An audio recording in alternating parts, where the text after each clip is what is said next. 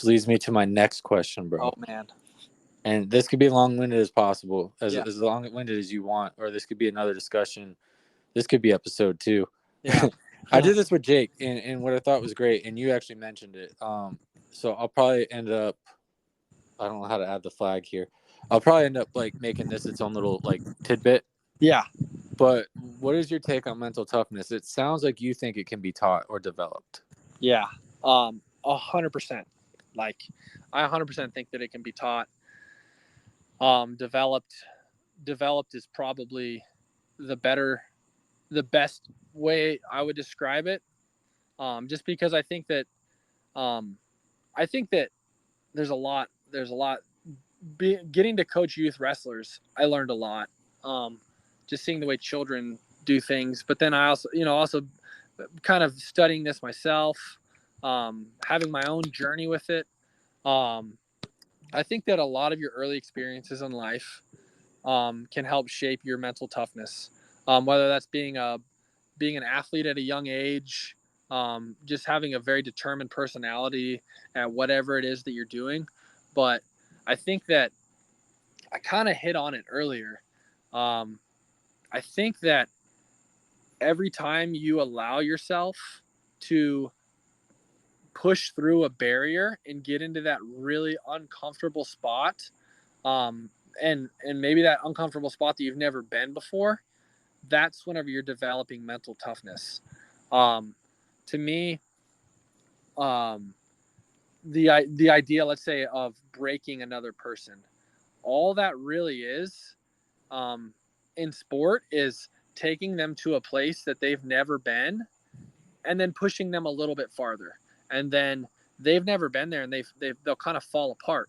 So it's not, mental toughness is not really good cardio. Mental toughness is really good cardio can help you develop mental toughness, and a lot of people with really good cardio are very mentally tough people. But let's say developing mental toughness in jiu-jitsu in particular. So you can have mental toughness in basketball, and you can use that experience from mental toughness in basketball to help you learn mental toughness in jiu-jitsu. But I'd say mental toughness in jiu-jitsu is its own specific thing. So if you've been in round, let's say you're rolling 7-minute rounds and it's the 5th round, and the 4 rounds before that were all with a bunch of killers, and now you're going with the toughest dude on the mat, right? And so you're just experiencing 7 minutes of getting smashed, right? And let's say that person's kind of a dick and they're deciding to just cook you in mount. So you can all experience that. You're more exhausted than you've ever been in your life.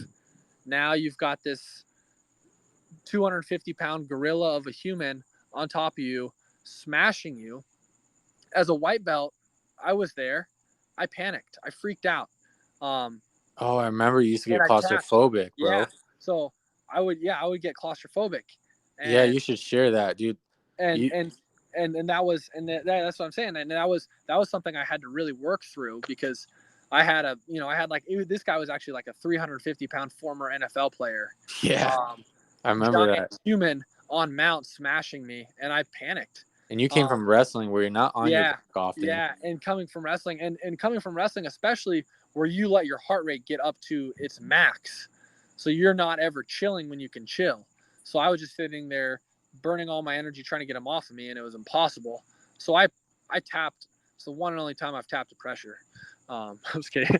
That's important to say. But I think that with that being said, that taught me, because even as a brown belt, or and not that I just haven't had it happen since I've been a black belt, but as a brown belt, I was rolling with a very high level. I think he was a 4-time black belt world champion. He goes by Tusa, but he was a really good black belt that I got to train with on a regular basis on New Mexico, and he passed my guard after. And I think this was a second time of the day that I'd rolled with him, and I'd rolled with a bunch of killers. He passed my guard and got to mount, and he was smashing me, and every one of my instincts said, freak out, run away, get out of here. This guy's trying to kill you. Because in any other situation in life that you're in that setting, every survival instinct is like, get out of here, right? You're never going to put yourself in a situation like that. And so, but what did I do? I went back to my earlier experiences as a white belt because I'd been there before, right? And I told myself I wasn't gonna do that. And I had multiple situations leading up to that period before I was a brown belt that I was in the same spot, right? So Uh-huh. I think that's what allowed me to be mentally tough enough to frame on his hips, get on my side, get my half guard back, and then get back in the fight rather than like putting my, pretending like I'm defending, but really I'm just giving up an armbar. That, and to me, that was in a lot of ways, I was like, this is a really bad spot, but I'm not dead. So I think that Yeah. that's an example of you developing mental toughness. It's not that it's not that position is any different of a feeling than it was when I was a white belt versus a brown belt. It's just I'm familiar with what that feeling You, is. I've you've been there learned, before. you've Yeah. like examined it enough Yeah. to analyze it Yeah. and thus deal with it. Yeah, I mean, dude, I had to do that when I had like all that anxiety and depression. Yeah, bro. And that's It was a lot like of times. Yeah. it was like no choice almost given to me until I had to learn how to handle it. Yeah. But Yeah. one thing that can add to that, I think, and tell me what you think. Um, People also often make the mistake, and I don't think this helps their mental toughness or their overall mentality. People Yeah. often make the mistake of judging their baseline off of Mhm. their best performance rather Yeah. than adjusting their baseline off of their worst performances. Yeah. So like say your fifth round, you're tired as shit and like, God damn, you got this beast going and it's like, oh, this is gonna be a tough round. Like you can lower your own personal standards to like how good do I do at my best? Yeah. Like and I get pretty defensive. Like I because I'm a smaller guy.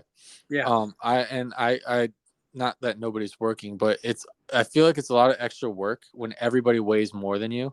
It Even is though for sure, without a doubt. Yeah. even when they say it's like a small man sport, I don't really roll like a small guy. I kind of like that's Like probably kind of my problem. Like I kind of like clash. I don't know. Yeah. Like so like basically when I've kind of learned like a defensive route. Like I think I've been in so many bad positions and overwhelmed so many times by bigger people or just like exhausted from rolling with a lot of people that like I kind of have an understanding of when I'm in danger and when I'm not. Yeah. And where danger is coming from. Thus, like I don't judge my baseline off of like, fuck, I'm tired, I'm not at my best. Yeah. And then you start panicking, you start freaking out, and you just go in with mentality of like this role is gonna suck. I'm gonna get my ass kicked, and then what happens to you? Exactly that, right? Yeah. Like I go into it with like the mentality of like, okay, you can survive this role. Yeah. And that's like where my expectations are. It's not like I can dominate or I'm gonna get dominated. It's like, dude, like you can roll a fifth round. Yeah. Yeah. You You know don't what I have mean? to sit out. Yeah. You don't have to sit out. And that's that decision to that it's all about decisions, right? I think developing mental toughness is all within the decisions that you make to push yourself farther than you've been. And it's like the cheesy things that you hear in like youth sports. Push yourself outside of your comfort zone, this, that, and the other. But all of a sudden, those start really reigning true. The more you develop as an athlete, that you realize, like, no, it is a choice. As long as you're not like, yeah, within reason. As long as you're not Yeah. like, not don't overheat yourself or. No. Yeah, I'm Go. not saying to like go there and like try to be a David Goggins and run 100 miles in the desert. Like that's kind of like, Drinking much water. Yeah. yeah, like that's not very smart. I'm saying that it's it's in that decision to um it's in that decision to try to fight out of a bad situation knowing that you're more exhausted than you've ever been, but rather than just giving up, trying to go a little bit farther than you think you can. And that's when you develop, that's whenever you, to me, you're giving yourself permission to become more mentally tough So that's whenever we were talking about developing it, Mhm. having somebody, jiu-jitsu is probably, I mean, like jiu-jitsu, wrestling, martial arts in general, I would say, because striking is just as much of a mental, like it's, I think for me, um, striking was so much of a mental game, because I wasn't as good at it as I was grappling. Um, so developing mental toughness and striking, I had to literally go back to base one. Like, all right, every one of these rounds is going to suck when you're going up against like former professional kickboxers and boxers. Like Yeah. it's all about like understanding like, hey, I'm gonna whether that, and that's the same thing that would go for a white belt. Understanding that, hey, like you're gonna get beat up and that's okay. That's not what people are gonna judge you on. People aren't gonna think you suck because they're tapping you out 6 times.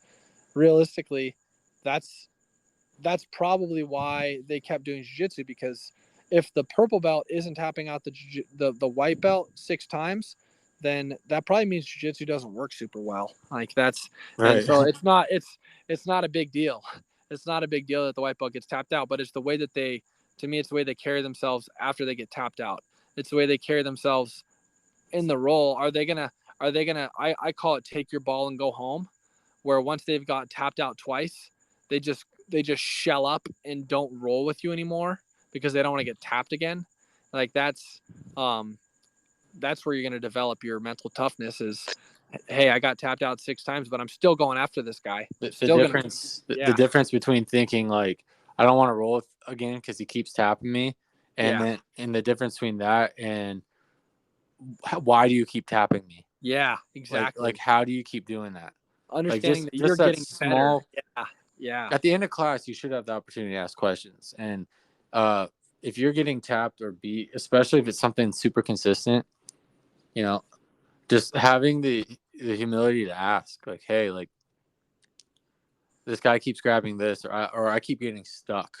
yeah, Like just yeah, exactly. anything, rather than being like, oh, I got beat, I'm not going to roll that person, I'm going to avoid hard rolls. Yeah, It's like, yeah, if you really think about it in a logical sense, if you have a hard roll, you should calm your heart rate down enough to think about at least, three, at the very minimum, 3 points in that hard roll that you had a hard time that you need yeah, to work on. yeah. And that's the studying aspect you were talking about earlier.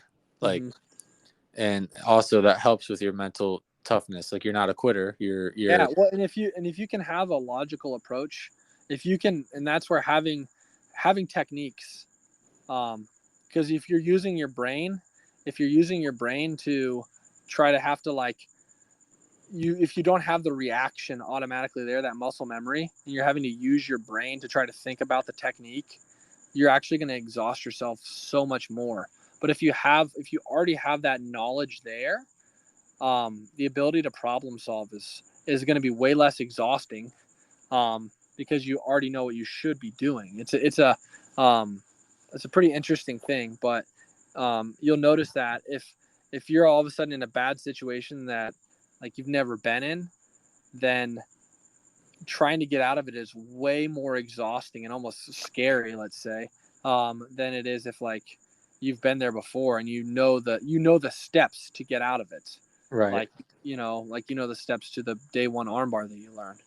um so but yeah, dude, hey, I don't know if I was my phone's gonna die here and like no. I was about okay, to say. I was about to okay, say. I gotta get to bed, and I don't want any more mosquitoes biting you up, bro. But I do appreciate you doing this. dude, this is awesome, man, and thanks We'll for inviting me on. we'll see. We'll see what they want, but maybe we'll see what the listeners want. But maybe we indeed do have a setup for a second episode, and Yeah, we can get into all that. And yeah, hopefully they don't just say like that guy sucks. that guy's stupid. That guy's an I don't idiot. respect him. Yeah. I'm not gonna roll with him. Yeah. He's gonna tap me twice. He's not going to tap me at all. I'm going to tap him out, and I'm going to wipe out. I'm gonna watch some more Deadliest Catch and come up with some questions for your rescue swimming Yeah. background. But Yeah. hey, dude, I appreciate you doing this. I Yeah, can't dude. wait till you're actually consistently on the mats. Yeah. No, I'm excited for that too, dude. I bet I'm more excited than you are. Just so you know. Well, yeah, except for the fact that you've already put me on a strike plan. Yeah, dude. All right. Well, I'll yeah. All right, bro. You have a good night. You too, man. All right. Later. Yeah.